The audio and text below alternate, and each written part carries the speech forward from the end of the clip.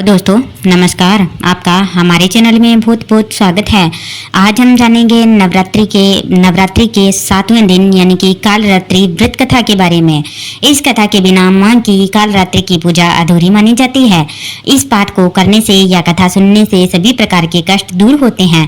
श्राद्धीय नवरात्र का उत्सव अति उत्तम माना जाता है। अश्विन माह के नवरात्र को श्राद्धीय नाम से जाना जाता है। साधक इन 9 दिनों में मां दुर्गा की पूजा कर जीवन को खुशहाल बनाते हैं। श्राद्धीय नवरात्र के 7वें दिन मां कालरात्रि की पूजा का विधान है। साथ ही भय से छुटकारा पाने के लिए यह व्रत किया जाता है। श्राद्धीय नवरात्र के 7वें दिन मां कालरात्रि को पूजा जाता है। मां कालरात्रि को मां पार्वती का रूप माना जाता है। मां कालरात्रि की पूजा के दौरान व्रत का पाठ करना चाहिए। सनातन धर्म में नवरात्र पर्व का विशेष महत्व है। इस बार श्राद्धीय नवरात्र का शुभारंभ 3 अक्टूबर से हुआ था और पर्व का समापन 11 अक्टूबर को होगा। उत्सव का 7वां दिन मां कालरात्रि को समर्पित है, जो इस बार 7वें दिन 9 अक्टूबर को है। धार्मिक मत है कि मां कालरात्रि की पूजा करने से सभी कष्टों से मुक्ति मिलती है। मां कालरात्रि को वीरता और साहस का प्रतीक माना गया है। इस दिन पूजा के दौरान मां कालरात्रि की व्रत कथा का पाठ करना चाहिए। इससे साधक को सभी सिद्धियां प्राप्त होती है। आइए जानते हैं मां कालरात्रि की व्रत कथा के बारे में। पौराणिक कथा के अनुसार शुभ और निशुभ और रक्त बीज नाम के राक्षस ने लोकों में आतंक मचा रखा था। इनके अत्याचार से सभी देवी और देवता परेशान हो गए थे। ऐसे में देवी देवता ने भगवान शिव से इस समस्या से मुक्ति पाने के लिए उपाय मांगा। जब महादेव जी ने मां पार्वती को राक्षसों का वध करने का आदेश दिया तो मां पार्वती ने मां दुर्गा का रूप धारण कर शुभ और निशुभ का वध किया। इसके बाद जब मां दुर्गा का सामना रक्त बीज से हुआ तो उसके शरीर के रक्त से अधिक की संख्या में रक्त बीज दैत्य उत्पन्न हो गए, क्योंकि उसे वरदान मिला हुआ था कि यदि उनके रक्त की बूंद धरती पर गिरती है तो उसके जैसा एक और दानव उत्पन्न हो जाएगा। ऐसे में दुर्गा ने अपने प्रकाश से मां कालरात्रि को प्रकट किया। इसके पश्चात मां दुर्गा ने दैत्य रक्तबीज का वध किया तो मां कालरात्रि ने उसके शरीर से निकलने वाले रक्त को जमीन पर गिरने से पहले ही अपने मुख में भर लिया। इस तरह रक्तबीज का मां कालरात्रि द्वारा अंत होता है। कालरात्रि द्वारा अंत होने के बाद में कालरात्रि के नाम से मां जानी जाने लगी, अर्थात इनके शरीर का रंग घने अंधकार की तरह एकदम काला है। इस नाम से जाहिर है कि इनका रूप भयानक है। सिर के बाल बिखरे हुए हैं और गले में विद्युत की तरह चमकने वाली माला है। अंधकार में स्थितियों का विनाश करने वाली शक्ति है मां कालरात्रि। काल से भी रक्षा करने वाली है यह शक्ति। इस देवी के 3 नेत्र हैं। ये तीनों ही नेत्र ब्रह्मांड के समान गोल हैं। इनकी सांसों से अग्नि निकलती रहती है। ये गंधर्व की सवारी करती है। ऊपर उठे हुए दाहिने हाथ की वर मुद्रा भक्तों को वर देती है। दाहिने ही तरफ का नीचे वाला हाथ अभय मुद्रा में है, यानी भक्त हमेशा निडर निर्भय रहे। बाईं तरफ के ऊपर वाले हाथ में लोहे का कांटा तथा नीचे वाले हाथ में खड्ग है। इनका रूप भले ही भयंकर हो, लेकिन ये सदैव शुभ फल देने वाली मां है, इसलिए ये शुभकरी कहलाई। अर्थात इनसे भक्तों को किसी भी प्रकार से भयभीत या आतंकित होने की कतई आवश्यकता नहीं है। उनके साक्षात्कार से भक्त पुण्य का भागी बनता है। कालरात्रि की उपासना करने से ब्रह्मांड की सारी सिद्धियों के दरवाजे खुलने लगते हैं और तमाम असुरी शक्तियां उनके नाम के उच्चारण से ही भयभीत होकर दूर भागने लगती है।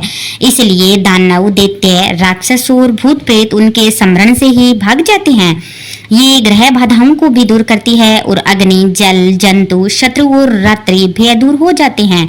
इनकी कृपा से भक्त हर तरह के भय से मुक्त हो जाता है और हर प्रकार की दुविधा भक्तों की दूर होती है। इस प्रकार मां की व्रत कथा है वो संपन्न होती है। आगे हम जानते हैं मां काली की पूजा के बारे में और पूजा विधान के बारे में, भोग के बारे में। माना जाता है कि माता कालरात्रि की आराधना से साधक को सभी प्रकार की सिद्धियां प्राप्त हो सकती है। तंत्र मंत्र के साधकों में मां कालरात्रि की पूजा विशेष रूप से प्रचलित है। यही कारण है कि मां कालरात्रि की पूजा मध्य रात्रि में करने का विधान है। साथ ही यह भी माना गया है कि मां कालरात्रि की पूजा से अकाल मृत्यु के भय से मुक्ति मिलती है, क्योंकि मां कालरात्रि के दुष्टों का विनाश करने वाली है। इसलिए हिंदू धर्म में उन्हें वीरता और साहस का प्रतीक माना गया है। माँ कालरात्रि की पूजा के दिन लाल चंदन की माला से इस मंत्र का जप करना चाहिए। ऐसा करने से व्यक्ति की सभी मुरादें पूरी होती है, साथ ही जीवन में आ रही कष्टों से मुक्ति भी मिलती है। मंत्र इस प्रकार है, ओम जयंती मंगला काली भद्रकाली कपालिनी दुर्गा क्षमा शिवा धात्री स्वाहा शवधा नमस्तुते। आप इस प्रकार मंत्र का जप कर सकते हैं।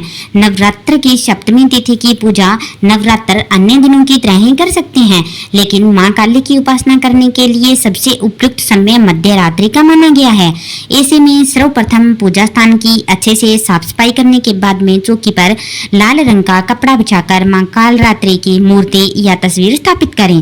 पूजा के दौरान मां कालिका को रात रानी के फूल चढ़ाएं, भोग के रूप में गुड़ अर्पित करें। इसके बाद कपूर या दीपक से माता की आरती अवश्य ही करें। इसके बाद मां कालरात्रि के मंत्रों का लाल चंदन की माला से जप करें। ज्योतिष की मान्यताओं के अनुसार किसी भी मंगलवार या मां काली के मंदिर में जाकर माता के बीज मंत्र का जाप 3 माला करने से व्यक्ति के जीवन में आ रही बड़ी से बड़ी समस्या से भी मुक्ति मिल सकती है। शुक्रवार के दिन माता काली के चरणों में सफेद अबीर अर्पित करें। इस उपाय को करने से मां काली की कृपा से व्यक्ति को सेहत में सुधार देखने को मिल सकता है। साथ ही इस उपाय को करने से गंभीर बीमारी से भी व्यक्ति को राहत मिल जाती है। धार्मिक मान्यताओं के अनुसार मां काली को गुड़ का भोग बहुत प्रिय माना गया है।